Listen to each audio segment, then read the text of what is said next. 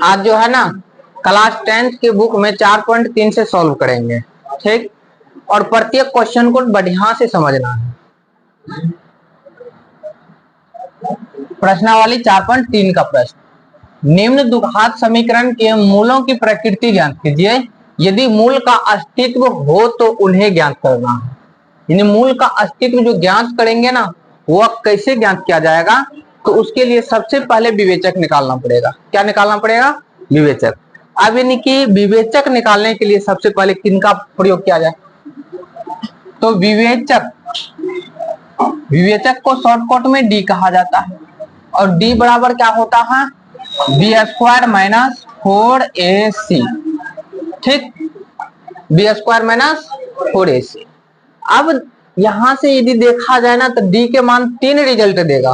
कितना result? 3 result. D के मान तो या 0 के बराबर आ जाएगा। किसके बराबर? 0 के बराबर। या डी का मान जो है ना पॉजिटिव आ जाएगा, 0 से बड़ा आ जाएगा, 0 से बड़ा आ जाएगा। या डी के मान जो है ना वह 0 से छोटा आ जाएगा। ये 3 स्थिति आ सकता है। जैसे एग्जांपल ले लिया जाए तो 1 2 3 यानी पॉजिटिव में जो भी आ जाए, और डी के मान यदि 0 से छोटा तो 0 से छोटा में क्या होगा? माइनस में जाएगा। -1 -5 -8 कुछ भी, ठीक ना, माइनस वाला वैल्यू। अब यदि डी के मान 0 होगा ना, यदि डी के मान 0 होगा तो यहाँ पर ध्यान रखना है कि क्या होगा? मूल वास्तविक और समान होगा। मूल वास्तविक और समान, मूल वास्तविक और समान।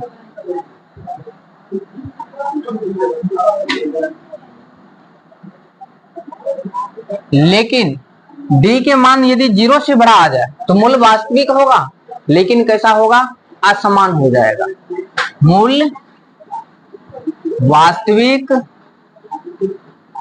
तथा असमान, असमान। लेकिन डी के मान जो माइनस में आ जाएगा यानी 0 से छोटा आ जाएगा, तब क्या होगा?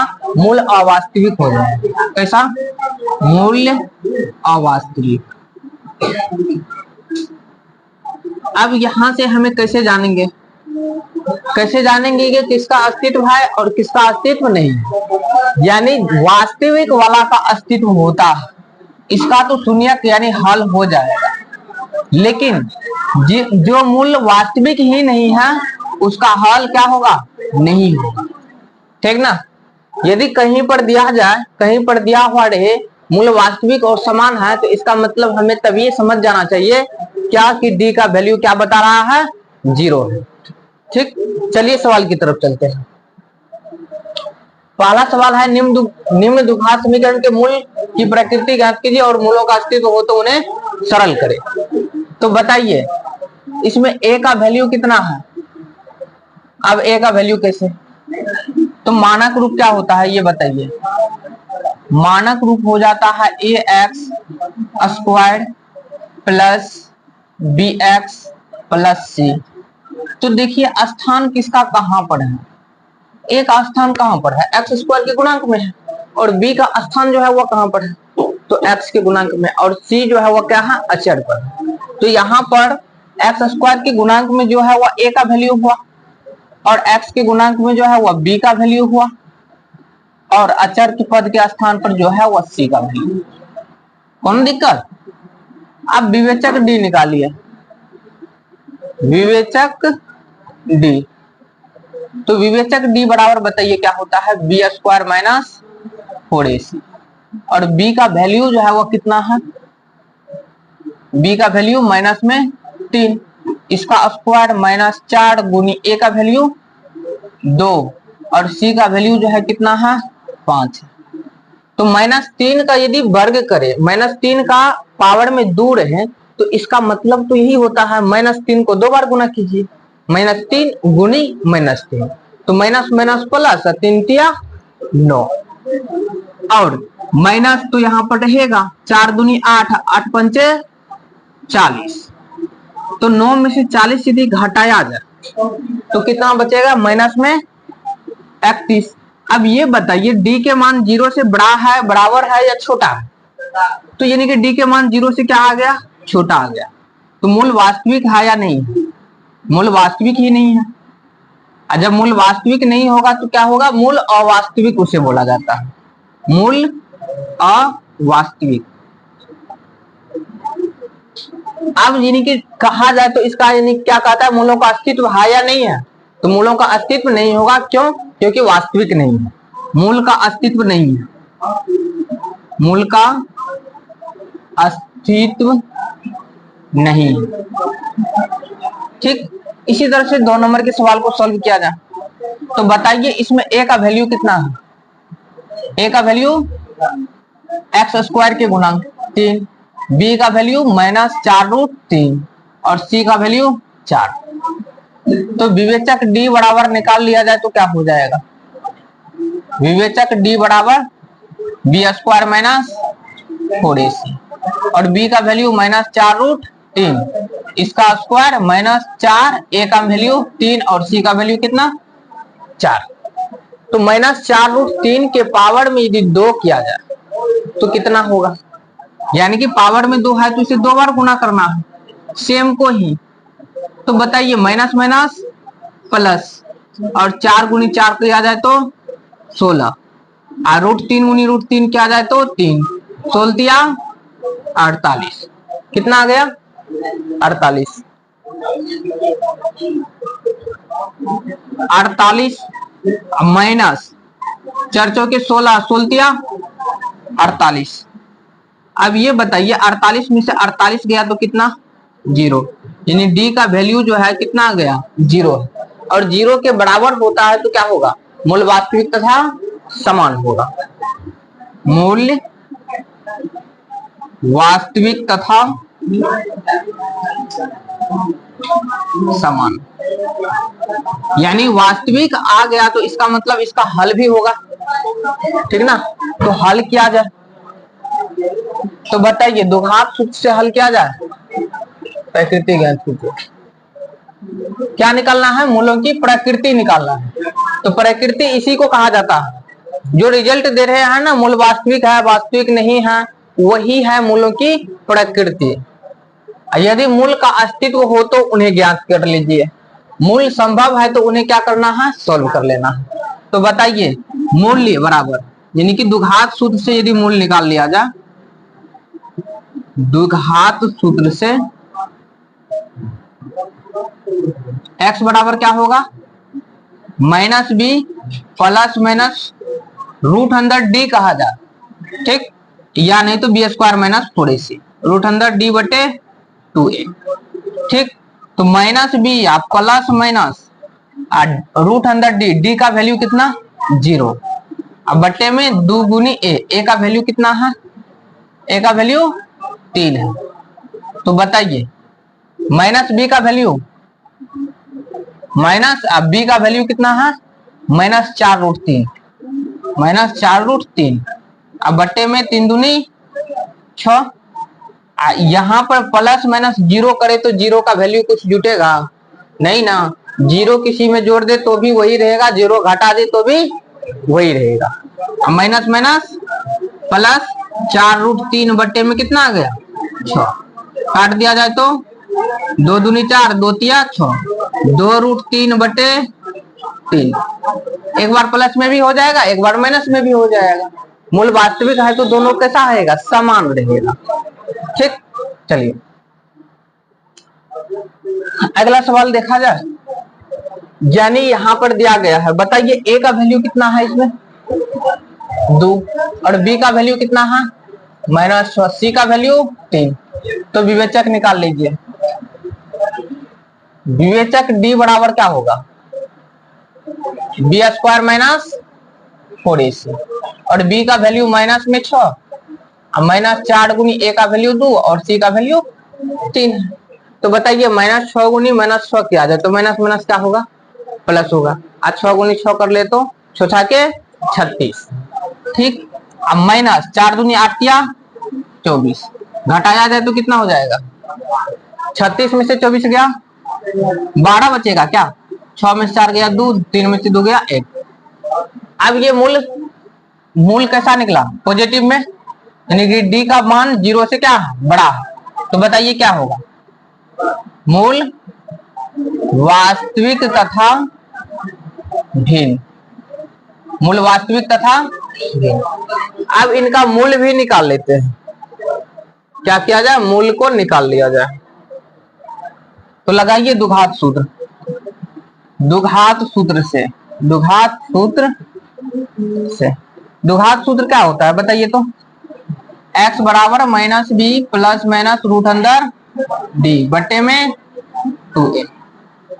तो x बराबर माइनस बी का वैल्यू माइनस में 6, अब प्लस माइनस रूट अंदर डी, तो डी का वैल्यू कितना आया हुआ है 12 बटे में कितना 2 गुनी ए का मान 2, यानी x बराबर माइनस माइनस प्लस रूट अंदर 12 बट्टे 2 दूनी 4। बताइए x बराबर 6 प्लस माइनस 12 को तोड़ दिया जाए, 12 को यदि तोड़ दिया जाए तो 4 तिया 12 और 4 का वर्गमूल 2, 2 रूट 3 कितना आ जाएगा 2 रूट 3। नहीं समझ में आए, चलिए 12, तो 12 को लिख सकते हैं 4 गुनी 3 और 4 का वर्गमूल प्राप्त होता है कितना 2, तो कितना बच गया रूट के अंदर 3, 2 रूट 3 बटे में 4। अब बीच में प्लस माइनस है तो इसका मतलब एक बार प्लस में एक बार माइनस में, 6 प्लस 2 रूट 3 बटे 4, 6 प्लस 6 माइनस 2 रूट 3 बटे का 4, इसमें से 2 कॉमन ले लिया जाए तो क्या होगा 3 प्लस रूट 3 बटे का 4, इधर भी कॉमन ले लिया जाए 2, तो 3 माइनस, अच्छा यहाँ पर रूट 2 लिखा गया था, रूट 3 माइनस रूट 3 बट्टे में 4। बताइए 2 से काट दिया जाए, 2 दूनी 4, तो प्राप्त जो आ रहा है 3 प्लस रूट 3 बट्टे में कितना आ रहा है 2, और 2 एकम 2, 2 दूनी 4, x बराबर 3 माइनस रूट 3 बट्टे में 2, यानी कि इनका मूल्य जो है वह कितना है 3 प्लस रूट 3 बटे 2, 3 माइनस रूट 3 बटे 2।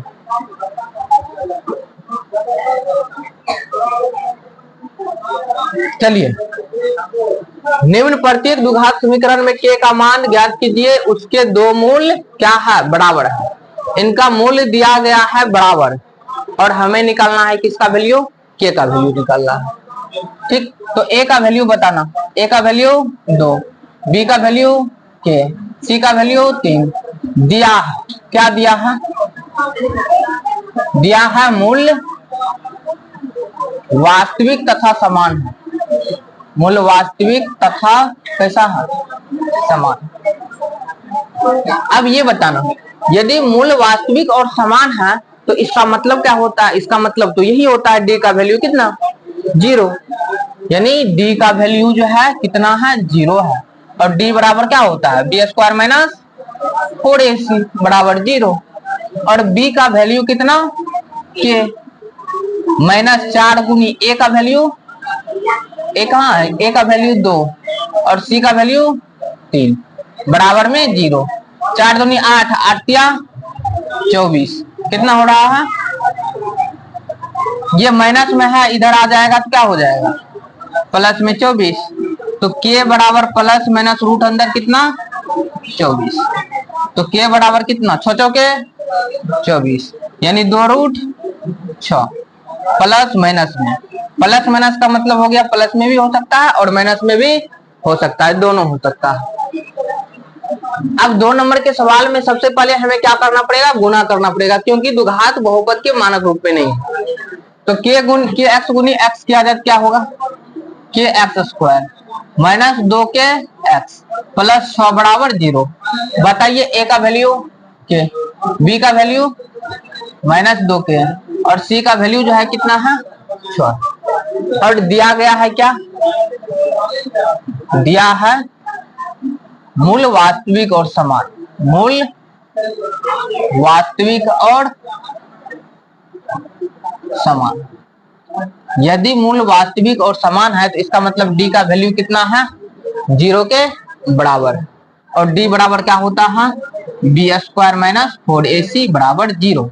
बी का वैल्यू माइनस में 2k, इनका पावर 2 माइनस 4 गुनी ए का वैल्यू k, और सी का वैल्यू कितना है 6। तो माइनस 2k गुनी माइनस 2k करे तो क्या होगा, माइनस माइनस प्लस 2 दूनी 4 और k गुनी के स्क्वायर, यानी कुल मिला के क्या प्राप्त हो रहा है, 4k स्क्वायर माइनस सोचो के 24k बराबर में 0।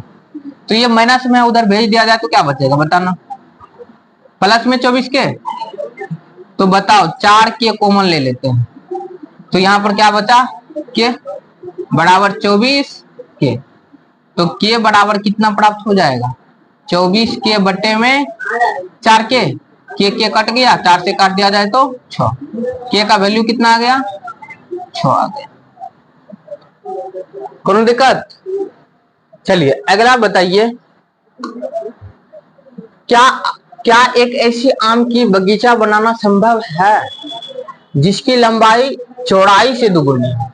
लंबाई जो है किनसे, चौड़ाई से दुगुनी है, और उसका क्षेत्रफल कितना 800 वर्ग मीटर है।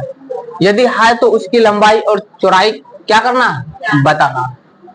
चलिए आयताकार है और कहा जा रहा है क्या, चौड़ाई से दुगुना है लंबाई। मान लेते हैं चौड़ाई x है तो लंबाई कितना हो जाएगा, दोगुना ना, 2 गुनी x 2x। ठीक, माना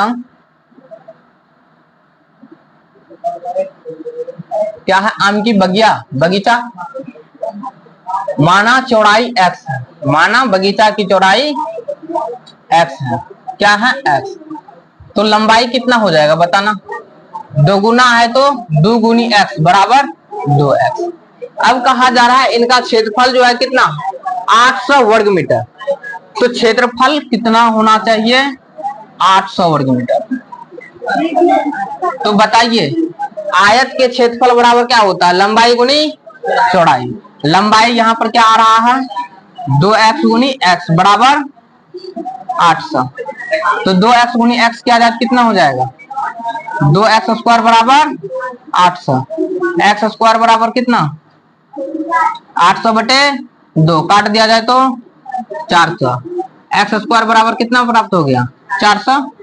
तो x बराबर कितना, प्लस माइनस रूट अंदर 400, और x का वैल्यू जो आएगा 400 का 20 होता है ना, तो x का वैल्यू प्लस माइनस 20, यानी x का वैल्यू प्लस में भी 20 माइनस में भी 20। लेकिन कभी भी बगीचा की लंबाई जो है या चौड़ाई वह माइनस में नहीं होता है, बगीचा की लंबाई या फिर चौड़ाई वह माइनस में नहीं होता है, अर्थात ये जो हो गया अमान्य हो गया। तो ये बात बताइए x क्या माने हैं, x क्या माने हैं चौड़ाई, तो बगीचा की चौड़ाई कितना आ गया 20 सेंटीमीटर, और 20 सेंटीमीटर नहीं मीटर में था 20 मीटर, और लंबाई जो है वह कितना प्राप्त हो गया, दुगुना है तो 20 दूनी 40 मीटर। तो यहाँ पर हमें क्या लिखना पड़ेगा कि हाँ बिल्कुल संभव है, लंबाई 40 मीटर और चौड़ाई 20 मीटर। समझ में आए। चलिए, क्या निम्न स्थिति संभव है, यदि है तो उनकी वर्तमान आयु ज्ञात कीजिए। क्या करना है, वर्तमान आयु ज्ञात करना है। दो मित्र की आयु का योग 20 वर्ष है, 4 वर्ष पूर्व उनकी आयु वर्षों का गुणनफल 48 था। कितना था 48। दो मित्रों के आयु का योग 20 वर्ष है, कितना 20 वर्ष। मान लेते हैं, माना पहली मित्रों का आयु कितना है, x वर्ष है।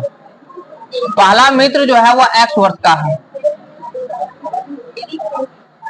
पहला मित्र कितना वर्ष का है, पहला मित्र का आयु x वर्ष है, तथा दूसरा मित्र का आयु कितना हो जाएगा, दोनों का योग यदि 20 है तो 20 में से इसका घटा दिया जाए तो आ जाएगा ना, और दोनों का गुणनफल कितना है 48 है। इन्हें दोनों को गुणा करके कितना प्राप्त होना है 48, यही ना सवाल में कहा गया है। तो 20 गुनी एक्स किया जाए तो कितना 20x, 20 गुनी एक्स एक्स स्क्वायर बराबर 48। क्या हुआ? अच्छा पढ़े नहीं ना। यहाँ 4 वर्ष पूर्व उनकी आयु का गुणनफल, पूर्व मतलब क्या होता है पहले होता है, तो 4 वर्ष पूर्व, 4 वर्ष पूर्व आयु का गुणनफल, आयु का गुणनफल कितना दिया गया है बताना 48 वर्ष। ठीक, तो 4 वर्ष पूर्व किया जाए तो कितना, x अभी हो रहा है 4 वर्ष पहले करे तो x माइनस कितना हो गया 4, और यहाँ पर 20 माइनस एक्स, इसमें 4 वर्ष कम कर दिया जाए तो घट जाएगा ना। अभी कोई लड़का मान लो 20 वर्ष का है तो 4 वर्ष पहले कितने वर्ष का होगा, 20 में से 4 घटा दिए तो 16 वर्ष का, और एक नहीं दोनों न जाएगा, तब गुना करके कितना हो रहा है 48 हो रहा है। तो x माइनस 4 और 20 में से 4 गया 16 माइनस में x बराबर 48। तो x गुनी 16 किया जाए तो कितना होगा 16x, x गुनी माइनस एक्स तो माइनस एक्स स्क्वायर, 4 गुनी 16 तो माइनस 16 चौके 64, माइनस माइनस प्लस 4 गुनी एक्स 4x बराबर 48। यहाँ पर पॉइंट समझ में नहीं आए क्या, तो इन्हें बाहर करके इसे सेम लिख लेंगे। ठीक, चलिए x बाहर कर दिए तो उससे कितना 16 माइनस एक्स सेम लिख दिए, और माइनस 4 बाहर हो गया तो 16 माइनस एक्स, तो x गुनी 16 किया जाए तो कितना 16x, x गुनी एक्स एक्स स्क्वायर, माइनस 4 गुनी 16 तो माइनस 16 चौके 64, माइनस माइनस प्लस 4 गुनी एक्स 4x, यही पॉइंट ने लिखे हैं 16x minus x square minus 64 plus 4x। चलिए माइनस एक्स स्क्वायर, एक्स वाला कौन कौन है, माइनस में 16x प्लस में 16x प्लस में 4x, प्लस में कितना हो गया 20x माइनस 64, प्लस में इधर आ जाएगा माइनस में 48 बराबर 0, minus x square plus 20x minus 64 minus 48 कितना हो जाएगा, कितना 8 4 12, 6 4 10 1 11 112, और माइनस कॉमन ले लिया जाए तब कितना बचेगा एक्स स्क्वायर माइनस में 20x प्लस में 112 बराबर 0, तो x square minus 20x plus 112 बराबर 0। अब गुणनखंड तोड़ करके शून्य निकल जाएगा x का वैल्यू, तो 112 का तोड़ा जाए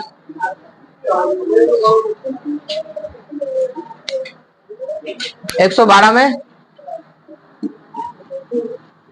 2 से लगा दिया जाए कितना 5 दूनी 10, 6 दूनी 12, 2 से 28, 2 से 14, 2 से 7, यानी 7 दूनी 14, 2 दूनी 4 दूनी 8, 2 दूनी 4, 4 दूनी 8, 7 14 8 कितना हो जाता है 22, नहीं टूटा, 7 दूनी 14, चलो 2 दूनी 4, 4 दूनी 8, 8 दूनी 16,